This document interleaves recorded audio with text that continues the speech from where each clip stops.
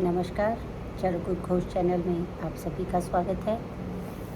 आज हम सूत्रस्थान अध्याय 7 जिस प्रकार से कर रहे थे उसी कड़ी में हम आगे बढ़ते हुए 42वें नंबर श्लोक पर से आज प्रारंभ करेंगे। तो हम अब तक जो है ये स्वस्थ वृत्त के जो स्वास्थ्य की जो उत्पत्ति है वो कैसे होती है उसके विषय में अभी तक विचार कर रहे थे, लेकिन अब जो इस स्वस्थ को होने में जो प्रतिबंधक बनता है उसके विषय में इस श्लोक से प्रारंभ किया गया है, क्योंकि उसमें कहा गया है कि द्वे अधः सप्त शिरसि खानि स्वेद मुखानि च मलायनानि बाधयन्ते दुष्टैर मात्रा अधिकैर मले। तो यहाँ पर क्या होता है कि यहाँ पर जो द्वे अधः, यहाँ पे जो दो अधः जो मार्ग बताए गए हैं वो है गुदा मार्ग और लिंग मार्ग, यानी कि एनस और जो हमारे जेनाइटल ऑर्गन हैं वो बताए गए हैं। खानी का तात्पर्य जहाँ पर जो है वो है सारे स्रोतस छिद्र, ठीक है। और ये छिद्र कौन से हैं? सप्त शिरसी। सप्त शिरसी का मतलब है 2 कान, 2 नाक, 2 आँख और 1 मुख। और स्वेद मुखानी का मतलब है कि ये सारे लोमकूप हैं, जितने भी हैं जहाँ से भी स्वेद विसरित होता है वो सारे जो हैं वो कहलाते हैं स्वेद मुखानी। तो इन सबको कहा गया। अब यहाँ पर दुष्टैर मात्रा अधिकैर मलय, तो यहाँ पर क्या है कि दुष्टैर मात्रा अधिकैर मलय का अर्थ ये होता है कि दुष्ट जो है, अब दुष्ट का जो अर्थ है वो यहाँ पर उन्होंने लिया है क्षीण से। दुष्टई का जो अर्थ है वो उन्होंने लिया है क्षीण से, और अधिकैर मलय का अर्थ है उसका मतलब लिया है आधिक्य से, ठीक है। यहाँ पर ये ध्यान में रखना है कि दुष्ट का अर्थ चक्रपाणी ने क्षीण से लिया है और अधिक तो अधिक दिखाई हुआ है। उसके बाद उन्होंने क्या वो लक्षण है, क्या वो चीज़ है जिससे पता चलेगा कि मलों की वृद्धि हुई है या मलों का क्षय हुआ है। तो वो कहते हैं मल वृद्धिम गुरुतया लाघवान मल संक्षयम मलायना नाम बुद्धियेत संगोत्सर्गादितीव।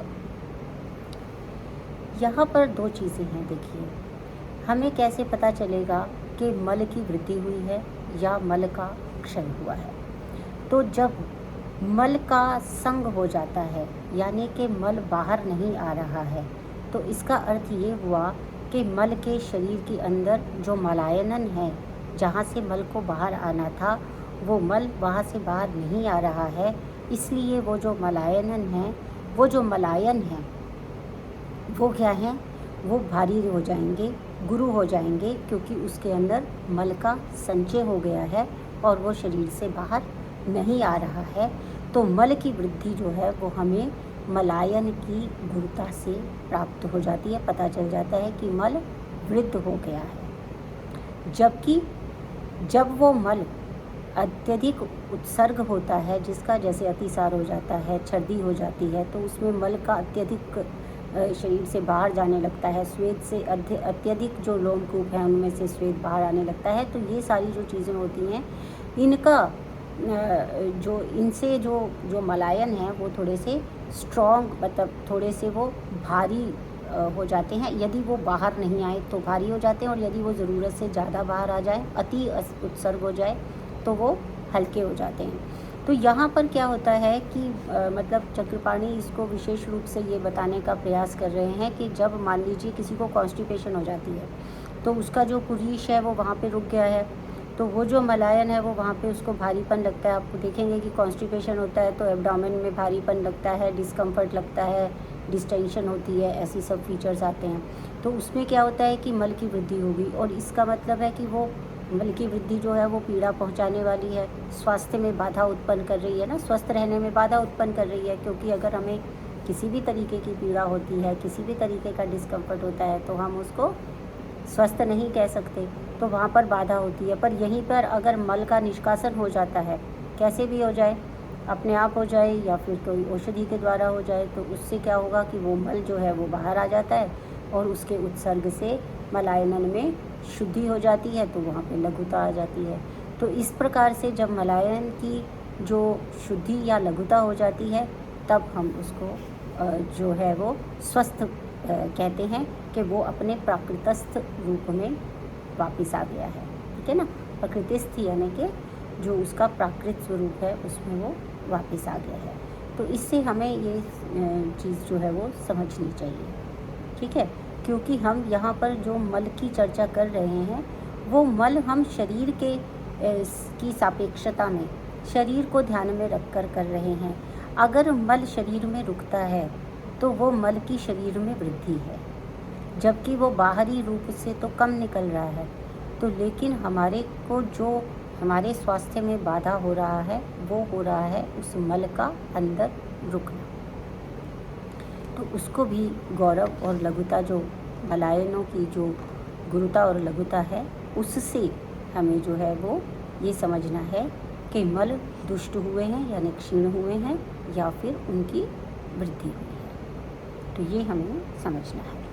उसके बाद कहते हैं तान दोषलिंगैर आदिशेष व्याधीन साध्यान वाचरेत व्याधि हेतु प्रतिद्वंदैर मात्रा कालो विचार्यन। अर्थात वो कहते हैं कि ये जो मल की वृद्धि और क्षय है, तान का मतलब है मल की वृद्धि और क्षय। तो इसमें दोषों की वृद्धि और क्षय के लक्षणों से जानकर साध्य रोगों का उपचार, तान दोष लिंगैर आदिश्य, जब ये होते हैं तो मल और वृद्धि से उत्पन्न रोगों में यानी कि दोषों की वृद्धि और क्षय से जो उत्पन्न रोग होते हैं, लक्षणों को जानते हैं हम, तब हमें क्या करना चाहिए, जो साध्य व्याधि है उसके उपचार के लिए कार्य करना चाहिए। और उसका मात्रा काल का विचार करते हुए व्याधि हेतु प्रतिद्वंदैर मात्रा कालो विचार्यन। तो व्याधि हेतु प्रतिद्वंदैर मात्रा कालो विचार्यन, यहाँ पर क्या है कि एक चीज़, जो दो प्रमुख बातें इस श्लोक में हमें समझने की हैं। पहली बात तो ये है कि जो दोष है वो कैसा होना चाहिए। पहला जो विषय है वो क्या है कि जो साध्य है रोग, उसी के लिए उपाय करने के लिए विचार करना चाहिए। क्योंकि हमें ये ध्यान में रखना चाहिए कि यदि किसी व्यक्ति में असाध्य, रोगी में असाध्य लक्षण उत्पन्न हो गए हैं, तो ऐसा नहीं है कि हम असाध्य रोगों की चिकित्सा नहीं करते हैं, लेकिन यहाँ पर वो कहते हैं कि चिकित्सा करने का प्रयास वहाँ किया जाए, ये जो सब देश काल मात्रा का जो विचार है वो वहाँ किया जाएगा जहाँ पर कि साध्यता हो, यानी कि उसके सिद्ध होने के लिए चांस हो। बाकी जो जगह होंगी जहाँ पर हमें पता है कि ये असाध्य है या फिर संशय है इसके ठीक होने में, तो वहाँ पे क्या होता है कि हमें कई बार देश को भूल के, काल को भूल के और इन सारी चीज़ों को भूल के भी कोई ना कोई जो है वो, जिसे कहते हैं ना, जो लीक से हट के भी कभी कभी हमें करना पड़ता है। जैसे कि हम आगे चल के जब पढ़ेंगे चरक में, तो उसमें क्या है कि जब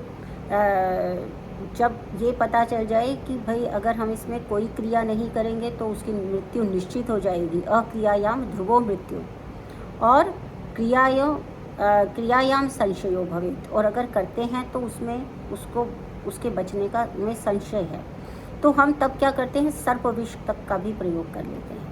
यानी वहाँ पर हम ना देश देख रहे हैं, ना काल देख रहे हैं, ना मात्रा देख रहे हैं। वहाँ पे हमको जो है ये देश काल मात्रा का विचार करने की आवश्यकता नहीं है, क्योंकि उसमें असाध्य लक्षण जो उत्पन्न हुए हमें दिखाई दे रहे हैं। तो उसमें हम एक चांस लेने के लिए एक चांस ले लेते हैं, तो फिर हम इन सब का विचार नहीं करते। तो जो साध्य व्याधि है, लेकिन उस साध्य व्याधि को सिद्ध करने के लिए हम जब भी कोई उपाय करें तो उसमें मात्रा और काल का विचार जरूर करना चाहिए। ये यहाँ पर एक बात तो साध्यता के विषय में स्पष्ट होती है। अब दूसरी बात होती है प्रतिद्वंदी चिकित्सा। तो प्रतिद्वंदी चिकित्सा में हम आगे जो निदान स्थान है आगे उसमें और पढ़ेंगे, लेकिन प्रतिद्वंदी चिकित्सा का बेसिक मतलब ये होता है कि हेतु विपरीत, यानी कि जिसके कारण रोग हुआ है उस हेतु के विपरीत चिकित्सा करना। जैसे वात के प्रकोप से सपोज हुआ है तो वात के विपरीत चिकित्सा, पित्त के प्रकोप से हुआ है तो पित्त के विपरीत, या फिर किसी अत्यधिक अगर रात्रि जागरण से हुआ है तो दिवा स्वप्न करा के उसको कंप्लीट करना। तो इसका मतलब ये होता है कि हेतु विपरीत, व्याधि विपरीत, और कुछ ऐसे भी होते हैं जो हेतु व्याधि दोनों के विपरीत हों, वो भी चिकित्सा प्रतिद्वंदी है। और इसके बाद हेतु विपरीतार्थकारी भी चिकित्सा जो है वो प्रतिद्वंदी है। विपरीतार्थकारी का अर्थ ये होता है कि हम जो है दोनों का जो हम ऐसा प्रयोग करते हैं कि जो विपरीत, देखने में तो विपरीत नहीं लगता, लेकिन वो उसका जो प्रभाव होता है वो विपरीत अर्थ देने वाला होता है। जैसे कि मान लीजिए, आपको बताती हूँ कि एक छोटा एग्जाम्पल है। वैसे तो इस विषय में हम निदान स्थान आते आते एक उपशय से हम 18 प्रकार के उपशयों का अलग से वर्णन करेंगे, लेकिन यहाँ पर क्योंकि शाब्दिक यहाँ पर आ गया है, तो इस शब्द का अर्थ ये है कि इसमें हम ये करेंगे कि उसमें हम जो है जैसे मान लीजिए कि कोई इन्फ्लामेशन हो गई है और उसमें पाक संभव है, लेकिन अब इन्फ्लामेशन की स्थिति में हम उसको उसमें इंसीजन नहीं दे सकते। अगर हमने उसमें इंसीजन दे दिया तो उसमें क्या होगा कि जो टिश्यू है, जो हेल्दी टिश्यू है, उसका भी नाश होता है, और वहाँ पे जो प्रॉब्लम अराइज हो रही थी, जो पस फॉर्मेशन अभी हुआ नहीं था, तो वहाँ पर उस व्याधि का भी नाश नहीं होता है। लेकिन अब इन्फ्लामेशन क्या है, वो एक तरह से शोथ जो है वो पैथिक व्याधि है। पैथिक व्याधि में जो विपरीत होना चाहिए वो क्या होनी चाहिए, शीत चिकित्सा होनी चाहिए। लेकिन हम क्या करते हैं, ऐसी स्थिति में क्या करते हैं कि ये जो शोथ हुआ है, जो कि पित्त प्रभाव से हुआ है, तो इसके ऊपर और दाह देते हैं और ऊष्मा देते हैं। और ऊष्मा प्रदान करने से क्या होता है कि ये जो पहले इन्फ्लामेटरी कंडीशन थी, इसमें पस फॉर्मेशन हो जाती है। जब वो पूरी तरह से पस फॉर्मेशन हो जाती है तो फिर उसमें हम इंसीजन देकर ड्रेनेज कर सकते हैं, जिसको हम IMD कहते हैं।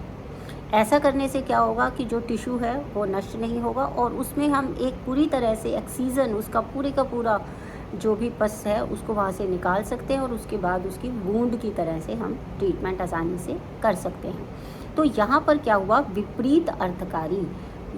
वास्तव में ऊष्मा का और प्रयोग करने पर और अधिक प्रॉब्लम होनी चाहिए थी, प्रॉब्लम बढ़नी चाहिए थी, लेकिन उसका जो परिणाम मिला, जो अर्थ यानी कि परिणाम मिला, वो जो रिज़ल्ट मिला, वो हमारे लिए वैसा ही मिला जैसा कि हम विपरीत चिकित्सा से करते हैं। तो इसको हम कहते हैं विपरीत अर्थकारी चिकित्सा। इसको हम आगे चलकर निदान में और अधिक 18 प्रकार के उपशय में पढ़ेंगे, जैसा मैंने आपको पहले बताया। इसके बाद इन्होंने यहाँ पर इसको बताने के लिए वो ये कह रहे हैं कि विषम स्वस्थ वृत्तानाम एते रोगास तथा अपरे जायन्ते अनातुरस तस्मात् स्वस्थ वृत्त परो भवेत्। तो यहाँ पर ये होता है कि जो अगर विषम स्वस्थ वृत्त, अगर वो सेवन जो है स्वस्थ वृत्त का पालन, जो व्यक्ति स्वस्थ वृत्त में कहे गए नियमों का पालन नहीं करता है, उसको जो है उसके पूर्वोक्त रोग जो है उसको हो जाते हैं। क्योंकि अभी जो सारी डिस्क्रिप्शन बताई गई है वो इसके लिए बताई गई है कि विषम स्वस्थ वृत्त, मतलब जो स्वस्थ वृत्त है उसका पालन करना है, और यदि नहीं करते हैं तो वो रोग हो जाते हैं। जायन्ते अनातुरास तस्मात् स्वस्थ वृत्त परो भवेत्, इसलिए वो उपदेश दे रहे हैं, इसलिए वो मार्गदर्शन कर रहे हैं कि यदि हम रोगों से बचना चाहते हैं तो क्या करना चाहिए, स्वस्थ वृत्त के नियमों का पालन करना चाहिए। इसके बाद में एक श्लोक आता है, माधव प्रथमे मासी नभस्य प्रथमे पुनः सहस्य प्रथमे च एव हारेत दोष संचयम। इसका अर्थ ये है कि ये जो सामान्य रूप से स्वस्थ वृत्त के लिए उपयोगी होता है, पंचकर्म हम किस तरीके से कर सकते हैं, पंचकर्म का जो प्रयोग होता है कैसे हमारा स्वास्थ्य के लिए भी किया जा सकता है, उसके लिए यहाँ पे बता रहे हैं। जैसे शोधन की ऋतुओं के बारे में बता रहे हैं। हमने पहले भी पढ़ा है कि कौन कौन सी ऋतु में कौन कौन से दोष का प्रकोप होता है। जैसे वसंत ऋतु में कफ का प्रकोप होता है, वर्षा ऋतु में वात का प्रकोप होता है, शरद ऋतु में पित्त का प्रकोप होता है। तो उसमें भी जो कौन सा मास है जिसके अंदर हमें शोधन करना चाहिए, उस विषय में यहाँ पर बता रहे हैं। सभी विद्यार्थी गण से अनुरोध होगा कि इस श्लोक को वो अवश्य याद करें, कंठस्थ करें, और इसके अर्थ को भी कंठस्थ करें, आत्मसात करें, क्योंकि ये बहुत महत्वपूर्ण है। माधवे प्रथमे मासी नभस्य प्रथमे पुनः सहस्य प्रथमे च एव हारेत दोष संचयम। तो इसमें कहते हैं माधव यानी कि वैशाख ऋतु। वैशाख का जो प्रथम मास है वो होता है चैत्र और वैशाख। चैत्र में कफ का करते हैं हम माधवे प्रथमे मासी। तो चैत्र जो रोग है, जो वसंत है, उसमें हम कफ का करते हैं। नभस्य प्रथमे पुनः, नभस्य क्या है, भाद्रपद है, और भाद्रपद का जो पहला मास है वो श्रावण है। इस ऋतु में हम वात का हरण करते हैं। सहस्य प्रथमे च एव, और सहस्य यानी कि पौष ऋतु, जो पौष मास है उसका पौष के ऋतु की जो प्रथम मास है वो है मार्गशीर्ष, और इसमें पित्त का संचित दोष का पंचकर्म द्वारा निर्हरण करना चाहिए। ठीक है ना, क्योंकि ये टॉक्सिन्स उस समय में प्राकृतिकतः ये जो वेरिएशंस हैं, ये जो साइकिल है, ये प्रकृतितः ही वृद्ध होती है, प्रकृतितः ही वृद्धि को प्राप्त होते हैं इस समय दोष काल के प्रभाव से। तो ऐसे में यदि उनका प्रकोप हुआ है उस रोग में, तो उसमें अगर हम उसी समय में उसको हटा देते हैं तो फिर वो फर्दर जाके प्रसर की प्राप्त करके और रोगों को उत्पन्न करने में असमर्थ हो जाता है। इसलिए यहाँ पर ये विचार किया गया है। इसके बाद उन्होंने कहा कि स्निग्ध स्विन्न शरीराणाम ऊर्ध्वम च अधश्च नित्यशा भस्ति कर्म तथा कुर्यात नस्य कर्म च बुद्धिमान। अब पूरे के पूरे पंचकर्म के विषय में बोला गया कि पहले जो है स्नेहन स्वेदन करना है, फिर उसके बाद में जो है नित्य शरीर जब इनका शुद्ध हो गया, ऊर्ध्वम च अधश्च नित्यशः यानी कि ऊर्ध्व यानी वमन से, अधः यानी विरेचन से ये करना है, फिर स्नेहन स्वेदन वमन विरेचन, और उसके बाद बस्ती कर्म, उसके बाद बस्ती कर्म करने के बाद कुर्यात नस्य कर्म, और फिर नस्य कर्म करना है बुद्धिमान का। फिर क्या करते हैं, यथा क्रमम यथा योग्यम अतः ऊर्ध्वम प्रयोजयेत रसायनानि सिद्धानि वृश्य योगांश काल। ये स्वस्मृत का ही उपसंहार कर रहे हैं एक प्रकार से। तो उसमें वो ये बता रहे हैं, जो निज रोज हैं जो उसका उपसंहार कर रहे हैं एक प्रकार से, तो उसमें वो ये कहते हैं कि ये जो भी पुरुष है उसको देखते हुए इसके पश्चात जो काल को जानता है भिषक क्रमानुसार यथा योग्य, क्रमानुसार यथा योग्य, दो बातें हैं जो दोनों ही बहुत महत्वपूर्ण हैं। यानी रसायन का प्रयोग कर पहले शोधन करेंगे, फिर रसायन और वाजीकरण का प्रयोग करेंगे, ये तो है क्रम। और यथा योग्य यानी जिसको जिस प्रकार के रसायन की आवश्यकता होगी, या उसको वृश्यता की आवश्यकता होगी, या उसको उसके स्थिति के अनुसार, उसकी जो बल आदि के अनुसार जिसकी पहले आवश्यकता होगी उसको पहले देना, इसलिए यथा योग्य का शब्द का प्रयोग किया गया है। रसायन और वाजीकरण का प्रयोग वहाँ पर किया जाता है। फिर स्वस्थ ऋतु के लाभ क्या है, रोगास तथा न जायन्ते प्रकृतिस्थेषु धातुषु धातवाश्च अभिवर्धन्ते जरा माध्यम उपैति च। यानी कि रोग इस प्रकार जो रोग होते हैं वो उत्पन्न नहीं होते हैं, जरा माध्यम उपैति च। जरा जो है अकाल बुढ़ापा, अकाल जरा जो है वो नहीं आती है अगर ये सब करते रहते हैं, और धातु वृद्धि को प्राप्त होते हैं यानी प्रशस्त होते हैं, तो उसके कारण जो जरा है वो अकाल दी आएगी। वैसे तो जन्म मरण जरा और व्याधि इसका कोई उपाय इस संसार में, भौतिक संसार में नहीं है, ये बात याद रखनी है। ये चार ऐसे बिंदु हैं जिनका कि कोई भी जो है स्वभावज ये रोग हैं, और इसलिए इनका कोई भी एक तरह से उपचार नहीं होता है। केवल क्या होता है कि हम जो है जरा जो है वो अकाल ना हो उसके लिए प्रयास कर सकते हैं। अदरवाइज़ जो जन्म जिसका हुआ है उसकी मृत्यु अवश्य होगी, और जो पैदा हुआ है वो युवा भी होगा, वो बालक रहेगा, फिर युवा होगा, फिर वृद्धावस्था में अवश्य आएगा। अजर नहीं हो सकता है और अमर भी नहीं हो सकता है, क्योंकि ये मृत्यु लोक है, मर प्रदेश है। ठीक है ना, तो ये तो हम नहीं कह सकते, लेकिन हाँ हम उसको उसकी जो क्वालिटी ऑफ लाइफ है उसको अच्छा कर सकते हैं। यहाँ पर ये क्वालिटी ऑफ लाइफ की बात कर रहे हैं। आजकल आपको पता होगा कि क्वालिटी ऑफ लाइफ पे कितने सारे प्रवचन हम सुनते हैं, लेकिन आयुर्वेद ये बताता है कि ये सब चीज़ें अगर हम फॉलो करते हैं, स्वस्तित्व के नियमों का अगर हम पालन करते हैं, तो हमारी क्वालिटी ऑफ लाइफ अपने आप ही अच्छी होती है। अभी वो आगे चल के अभी इसी अध्याय में आगे मानसिक व्याधियों के विषय में भी इसी प्रकार से ज्ञान देगा। तो इसमें इन्होंने कहा फिर विधिरेशा विकाराणाम अनुत्पत्तौ निदर्शिता निजानाम इतरेषां तो पृथक एव उपेक्षिते। तो उन्होंने कहा कि ये सारे जो उपचार हमने यहाँ पर बताए हैं, ये व्याधियों के, निज व्याधियों के अनुत्पत्ति के लिए है, कि निज व्याधियाँ जो हैं जो उत्पन्न नहीं हुई हैं वो उत्पन्न आगे भी ना हो, उसके लिए ये उपाय बताए गए हैं। और जो आगंतुक रोग हैं उनके लिए बाद में बताए जाएंगे। तो यहाँ पर ये है कि आगंतुक का जो प्रकरण है आगे आएगा, लेकिन उसमें आगंतुक जो है उसमें ये है कि आगंतुक और मनोविकार, वो आगंतुक और दोनों उपयुक्त दोनों का ही ग्रहण किया गया है, क्योंकि आगंतुक में ही मनोविकार भी आ जाता है और आगंतुक लोग भी आ जाते हैं। तो क्योंकि इसके आगे वो इन्हीं विषयों पर अभी चर्चा करने वाले हैं। तो आज का जो व्याख्यान है मैं यहीं पे अंत कर रही हूँ, क्योंकि इसके बाद में हम कुछ मानसिक विकारों पर उनकी उत्पत्ति ना हो उसके लिए चर्चा करेंगे। वो थोड़ा सा इससे भिन्न विषय हो जाएगा। तो फिलहाल आज के लिए हम इतना ही इसको रखेंगे और नेक्स्ट लेक्चर में हम इसके आगे जो है 51, 52 श्लोक पे आएंगे।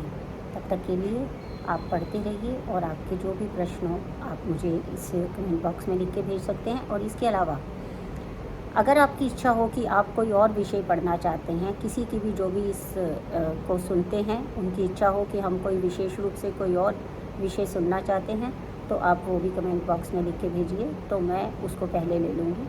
ऐसा हम प्रयास करेंगे कि हम साथ साथ पढ़ते रहें। तो आप सभी को शुभकामनाएं। बहुत बहुत धन्यवाद।